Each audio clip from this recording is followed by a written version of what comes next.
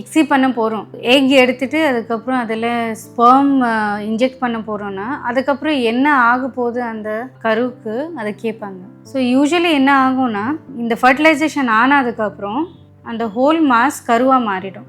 So இந்த கரு மாறினதுக்கப்புறம் இங்கேலேருந்து stages start ஆகும். டே 1, டே 2, டே 3, டே 4, டே 5 வரைக்கும் பார்ப்போம். சம்டைம்ஸ் டே 6, டே 7 வரைக்கும் பார்ப்போம்.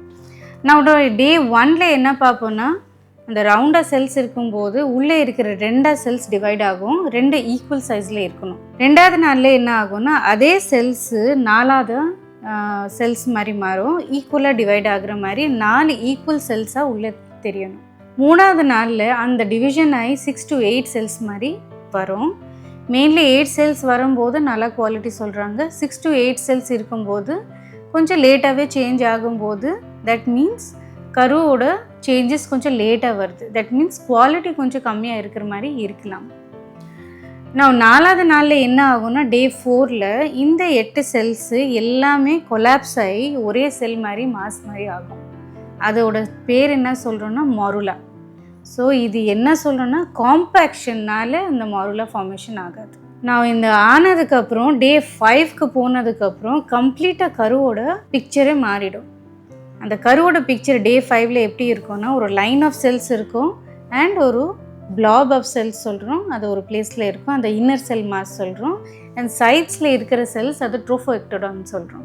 ஸோ டே 5ல் வர செல்ஸ் தான் ரொம்ப இம்பார்ட்டன்ட் செல்ஸ். அண்ட் அங்கே வரும்போது ஹையஸ்ட் குவாலிட்டி ஆஃப் எம்ப்ரியோ அங்கே வரைக்கும் போதும்.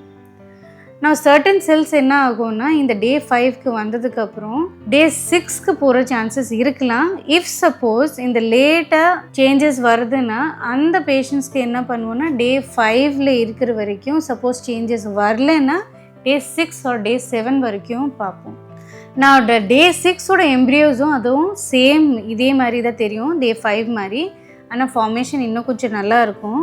பட் ஸ்டேஜஸில் என்ன பார்த்துருக்கோன்னா ரிசர்ச்சில் that day 5 and day 6 compare பண்ணும்போது டே 6ஓட எம்ப்ரியோஸோட குவாலிட்டி கொஞ்சம் கம்மியாக இருக்கும்.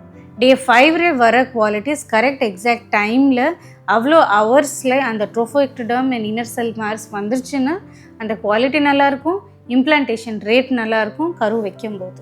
இந்த 5th ஸ்டேஜ்க்கு போனதுக்கப்புறம் 5th டேயில் என்ன பண்ணுவோன்னா அதை ஃப்ரீஸ் பண்ணிடுவோம். மோஸ்ட் ஆஃப் த பேஷண்ட்ஸ்க்கு நாங்கள் என்ன பண்ணுறோன்னா ஃப்ரோசன் எம்ப்ரியோ ட்ரான்ஸ்ஃபர் பண்ணுறோம். இந்த ஃப்ரீஸ் பண்ணிவிட்டு பேஷண்ட்க்கு கொஞ்சம் ரெஸ்ட் கொடுப்போம்.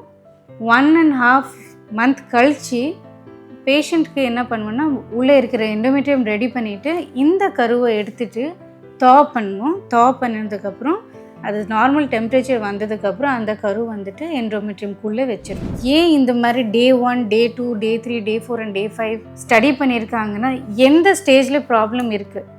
இப்போ சில டைமில் என்னென்னா நேச்சுரலாக ஏன் கரு வரல, நேச்சுரலாக ஏன் ப்ரெக்னென்சி வரல, அதுக்கு ஆன்சர் இதில் கிடைக்கல. சில பேஷண்ட்ஸ்க்கு என்ன ஆகும்னா எக்ஸி பண்ணதுக்கப்புறம் ஃபர்டிலைஸ் ஆகாது, ஃபர்டிலைசேஷன் நடக்காது, கருவாக மாறாது.